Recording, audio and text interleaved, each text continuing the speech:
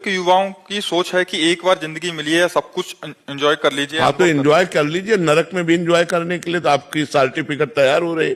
मनमानी करोगे तो यहीं जेल चले जाओगे, तो मनमानी आचरण करोगे, एंजॉय करोगे तो नरक है, शास्त्र विरुद्ध आचरण करोगे तो नरक है, भोगना पड़ेगा। अब मनुष्य शरीर मिला है, इंद्रियों को संयम में रखकर पाप कर्म ना करते हुए, भगवान का भजन करते हुए, अपने कर्तव्य का पालन करते हुए, समाज सेवा करते हुए, माता पिता की सेवा करते हुए अच्छे बनो। ऐसे नहीं कि तुम मनमानी आचरण करते रहो, मनमानी भोग भोगते रहो, मनमानी पापाचरण करते रहो। इसलिए मनुष्य शरीर नहीं मिला, मन को मारने के लिए मनुष्य शरीर मिला है, मन को विषयों में फंसाने के लिए नहीं मिला है। जी, दो सोच है इसमें महाराज जी। अभी क्या भक्ति का आनंद क्या होता है ये तो पता ही नहीं है महाराज जी। पहली बात तो संसार में विषयों का आनंद है, वही जो सुख मिल रहा है उनको तत्कालिक, उसी की आनंद मान रहे हैं। इसलिए महाराज जी बहुत भ्रमित हो रहे हैं कि क्योंकि ये सुख का बारे पता ही नहीं है, आनंद के बारे पता नहीं है, उसमें तत्कालिक अगर इसमें सुख होता तो आप लोग तृप्त हो जाते। क्या आज तक तृप्त हुए? क्या आप विचार करके देखिए, क्या तृप्त हुए? मन शांत हो गया आपका?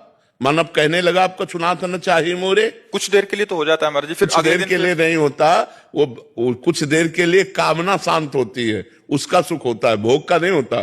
जैसे हमारे अंदर भूख लगी और भोजन पा लिया तो भूख की कामना शांत हो गई, तो थोड़ी देर के लिए वो शांति से मिली, दूसरी कामना जागृत हो गई, तीसरी कामना जब तक समस्त कामनाएं का त्याग नहीं होगा तब तक शांति और आनंद की प्राप्ति नहीं होगी। नहीं, तुम्हारी बात क्या है, जिनके पास भोगों का साम्राज्य था वो भी अतृप्त रहे, वो भी तृप्त नहीं रहे।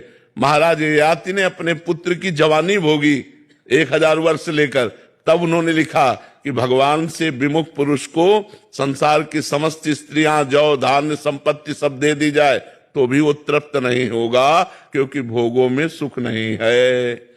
अगर सुख होता तो आप लोग हो सुखी हो जाते ना। कहां सुख है? अब भी तो सुख की खोज कर रहे हो, नहीं कर रहे हो? अब भी सुख की चाह में भटक रहे हो। वो सुख मिलेगा भगवान के चरणों में। जब तक भगवान का आश्रय नहीं लोगे तब तक मन शांत नहीं होगा, और जब तक शांति नहीं तो सुख कहां रखा हुआ है।